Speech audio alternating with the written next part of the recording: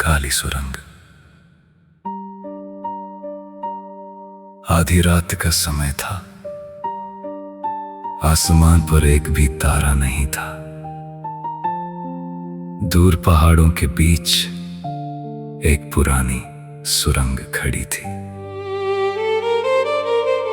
लोग कहते थे जो उसमें गया वो पहले जैसा कभी नहीं लौटा। मैंने टॉर्च जलाई और धीरे धीरे अंदर कदम रखा। सुरंग की दीवारों से पानी की बूंदें टपक रही थीं। हर आवाज कई बार गूंजती, जैसे कोई अदृश्य मुसाफिर मेरे पीछे चल रहा हो। अचानक मेरी टॉर्च झिलमिलाने लगी।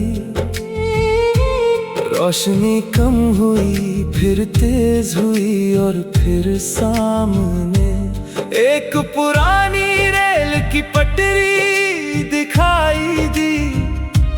लेकिन उस सुरंग में कभी कोई ट्रेन नहीं चलती थी। मैंने एक कदम आगे बढ़ाया, तभी बहुत दूर से ट्रेन की सीटी सुनाई दी। सुरंग कांपने लगी, पटरी पर धूल उड़ने लगी, लेकिन सामने कोई ट्रेन दिखाई नहीं दे रही थी। मैंने भागने की कोशिश की, मगर पीछे का रास्ता घने धुएं से भर चुका था।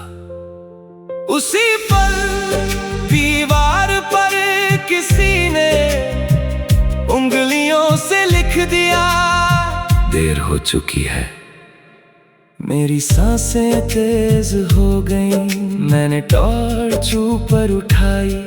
छत पर सैकड़ों पुराने हाथों के निशान बने हुए थे। ऐसा लग रहा था जैसे किसी ने बाहर निकलने की कोशिश की हो। अचानक सुरंग के बिल्कुल अंत में दो चमकती हुई आंखें दिखाई दी। वे धीरे धीरे मेरी ओर बढ़ने लगी। मैंने टॉर्च की रोशनी उन पर डाली, लेकिन वहां कोई चेहरा नहीं था, सिर्फ अंधेरा। और उन अंधेरे में चमकती दो आंखें। तभी सुरंग में एक बहुत धीमी आवाज गूंजी, रोशनी बंद मत करना। उसी पल मेरी टॉर्च अपने आप बुझ गई। काली सुरंग। आधी रात का समय था। आसमान पर एक भी तारा नहीं था। दूर पहाड़ों के बीच एक पुरानी सुरंग खड़ी थी। लोग कहते थे जो उसमें गया वो पहले जैसा कभी नहीं लौटा। मैंने टॉर्च जलाई और धीरे धीरे अंदर कदम रखा। सुरंग की दीवारों से पानी की बूंदें टपक रही थीं।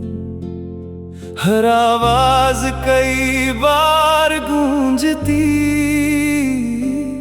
जैसे कोई अदृश्य मुसाफिर मेरे पीछे चल रहा हो। अचानक मेरी टॉर्च झिलमिलाने लगी। रोशनी कम हुई, फिर तेज हुई और फिर सामने एक पुरानी रेल की पटरी दिखाई दी। लेकिन उस सुरंग में कभी कोई ट्रेन नहीं चलती थी। मैंने एक कदम आगे बढ़ाया, तभी बहुत दूर से ट्रेन की सीटी सुनाई दी। सुरंग कांपने लगी, पटरी पर धूल उड़ने लगी, लेकिन सामने कोई ट्रेन दिखाई नहीं दे रही थी। मैंने भागने की कोशिश की, मगर पीछे का रास्ता घने धुएं से भर चुका था। उसी पल दीवार पर किसी ने उंगलियों से लिख दिया,